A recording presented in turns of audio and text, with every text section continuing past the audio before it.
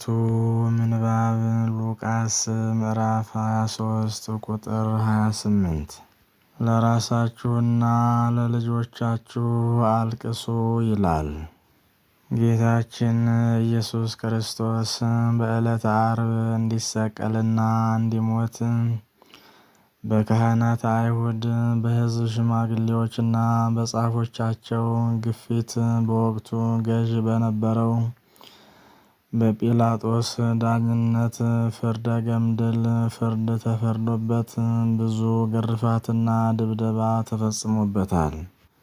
በመጨረሻም እንዲሞት በተሰጠው ፍርድ መስቀሉን ከጲላጦስ አደባባይ እስከ ቀራንዮ እርሱን አሸክመው ሲሄዱ ቅዱሳት አንስት ሴቶች እያለቀሱና ዋይ ዋይ ወዮው ወዮው እያሉ ይከተሉት ነበር። እነዚህ ሴቶች አጋጣሚ ሲያገኙም የሮማ ወታደሮችን ግፍተራና ድብደባ፣ ግልምጫና ፍጥጫ ይሁንብን ይደረግብን በማለት የጌታን ኢየሱስን ላብ ሲጠርጉ ነበር። በዚህ ጊዜ ነበር ጌታ በመከራ እያለ ወደ ሴቶቹ መለስ ብሎ የሚከተለውን የተናገረው። እናንተ የኢየሩሳሌም ልጆች ለእኔ አታልቅሱልኝ። መካኖችና ያልወለዱ ማኅፀኖች ያላጠቡ ጡቶች ብፁዓን ዕድለኞች ናቸው የሚባልበት ጊዜ እንሆ ይመጣልና ለራሳችሁና ለልጆቻችሁ አልቅሱ። ጌታችን በዚህ አባባሉ ስለ ራሱ መከራ መስቀል ሳይሆን ያሳሰበው በሰዎች በተለይም በወላጅ ሴቶችና በልጆቻቸው በሕፃናቱ ላይ ስለሚደርሰው መከራ ነበር። የአይሁድ ሕዝብ በትምህርቱ ተጠቅመው እስካልተመለሱ ድረስ የእግዚአብሔር ቅን ፍርድ አንድ ቀን እንደሚፈጸም የታመነ ነበርና ጌታ የማዳን ሥራውን ጨርሶ ካረገ በኋላ በ37 ዓመት ኢየሩሳሌምና ሕዝብ አይሁድ በቀላሉ ሊያገግሙ በማይችሉበት ሁኔታ አሰቃቂ ቅጣት ደርሶባቸው ከከተማቸውና ከቤተ መቅደሳቸው ጋር ጠፍተዋል። በዚህ ከባድ ቅጣት ብዙ አይሁድ ሲያልቁ ጥቂት አይሁዶች አምልጠው በዓለም በመበተን ለ2000 ዓመታት ያህል በስደት ከኖሩ በኋላ በ1941 ዓመተ ምህረት እንደገና ተመልሰው ወደ ሀገራቸው በመግባት መንግስት አቋቁመውና ሕልውናቸውን አረጋግጠው ለመኖር ችለዋል። ከተመለሱና መንግስት ካቋቋሙ ዛሬ ከ60 ዓመት በላይ ሆኗቸዋል። ጌታችንና መድኃኒታችን ኢየሱስ ክርስቶስ ወላጅ ሴቶችና ሕፃናት ከባድ መከራ የሚቀበሉበት ጊዜ ይመጣልና ለራሳችሁ አልቅሱ ያለው አይሁድ ንስሐ ገብተው የሚመለሱ ከሆነ ይህንን መከራ ለመጠቆምና ለማስጠንቀቅ ነበረ። ነገር ግን አልሆነምና የእምቢተኝነታቸውን ዋጋ አገኙ።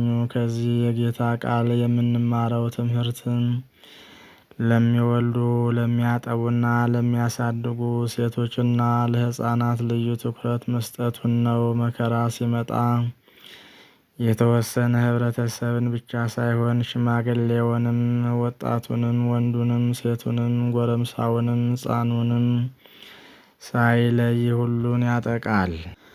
ስለሆነም መልእክቱ በመከራ ጊዜ ለሴቶችና ለሕፃናት አስቀድመን ማሰብ እንዳለብን የሚያስገነዝብ ሆኖ እናገኘዋለን። ምክንያቱም ሴቶች በእርግዝናና በወሊድ ምክንያት ብዙ ነገሮች ያጋጥሟቸዋል። ብዙ ደም ይፈሳቸዋል። የሚመገቡት ምግብ በቂ ሳይሆን ቀርቶ ሰውነታቸውን ለመጠገንና ኃይል ለማግኘት ሳያስችላቸው ከመቅረቱም ሌላ ያለውንም ምግብ ጡት በማጥባት ለሕፃኑ ስለሚያካፍሉ ሕፃኑን ለማሳደግ በሚገጥማቸው ውጣ ውረድና አድካሚ የሆነውን የቤት ሥራ ከ18 ሰዓታት በላይ ያለ እረፍት ስለሚሰሩ በመከራ ጊዜ ሮጠው ለማምለጥ ያላቸው ዕድል አናሳ ይሆናል።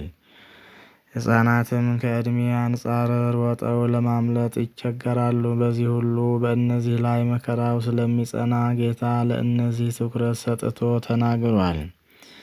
ሰዎች እነዚህን ችግሮች በ21ኛው ክፍለ ዘመንም ማስተካከል አልቻሉም። በመሆኑም ዛሬም ብዙ ሴቶችና ሕፃናት እንክብካቤ እየጎደለባቸው ለመከራና ለስቃይ በቀላሉ ሲጋለጡ እናያለን።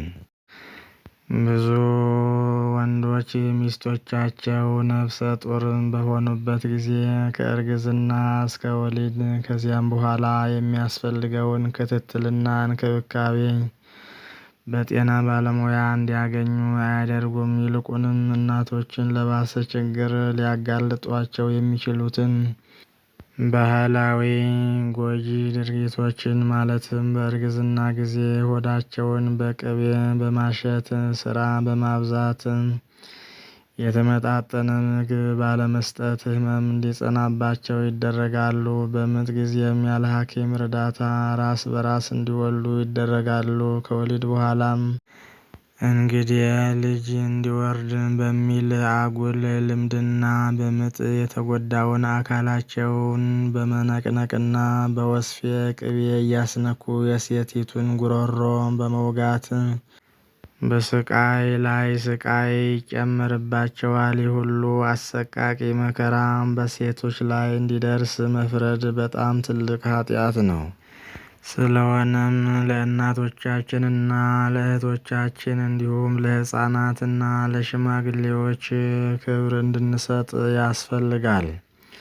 አምላካችን እግዚአብሔር በቸርነቱ ሁላችንንም ይቅር እንዲለን መከራውን እንዲያሳልፍልን ቅዱስ ፈቃድ ይሆንልን። አሜን።